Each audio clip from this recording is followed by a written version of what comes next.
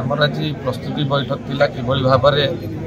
78तम स्वाधीनता दिवस सारा भारत वर्ष में सचेतनतार सहित पालित होम जगतसिंहपुर निर्वाचन मंडल में जिले में किभली भाव में पालन कर प्रस्तुति बैठक थिला उत्साह और आग्रह सहित समस्त कार्यकर्ता माने उपस्थित थिले एवं निष्पत्ति प्रत्येक घरे किभली भाव में आम जातीय पताका जाई पहुँचब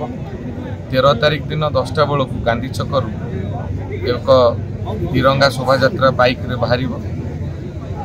जो जहाँकि चर्चिका बजार ऐतिह्य संपन्न खेरस गाँव में जो स्वाधीनता संग्रामी गोपबंधु चौधरी जन्मस्थान नवकृष्ण चौधरी जन्मस्थान जो कि माँ सरला देवी रमा देवी कर्मक्षेत्र से पहुँचब और 14 तारिख दिन संध्या बेलू विभाजन विभीषिका उपर एक डॉक्यूमेंट्री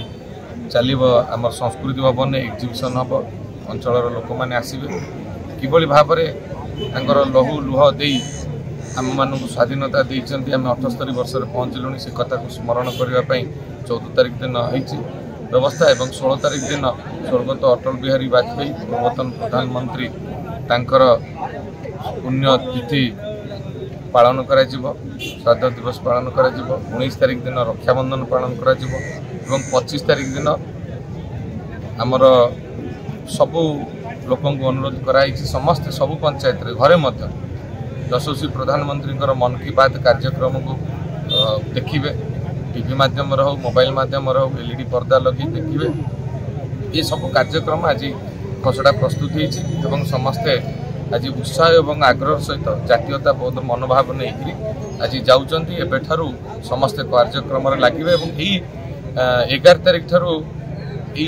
15 तारिख भितर आमर जेते महापुरुष मानकर स्टाच्यू अच्छी तैलचित्र अच्छी ताकू सफा करेंगे प्रतिमूर्ति सफा करेंगे धोईक सफा करेंगे माल्यार्पण करेंगे सम्मान जनइबे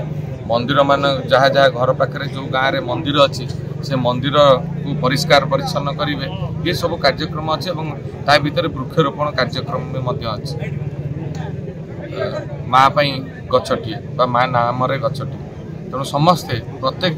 कार्यकर्ता निज बारी हो जेकोसी जगार हो से गछटी लगे से गछ बचार दायित्व ने तेणु ये विभिन्न कार्यक्रम आज खसड़ा प्रस्तुत होती आमर जिला सभापति श्रीयुत सत्यव्रत महापात्र महोदय थे आमर उपेन्द्र बाबू थे जे कि जड़े आपण मैंने जाणिकी खुशी हे स्कूल बेल ठारू से संग्राम जारी रखते स्कूल बेले जो 1975 मसीह आपण इमरजेंसी लागू होता से समय से आंदोलन में सामिल होते जेल को जाते आम प्रताप मिश्र भाईना अच्छा आमर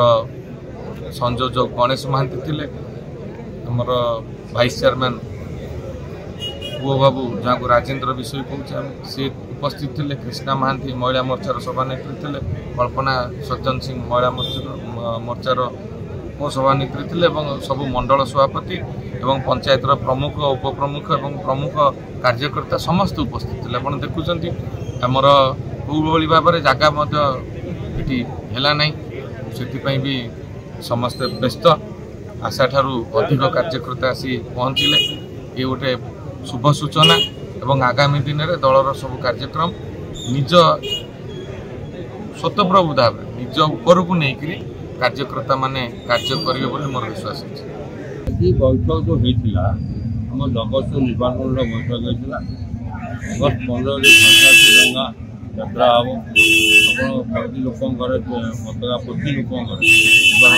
पताका उड़ब और मोटरसाइकेल रैली हम आपंकर गांचकरू आरंभ पर्यटन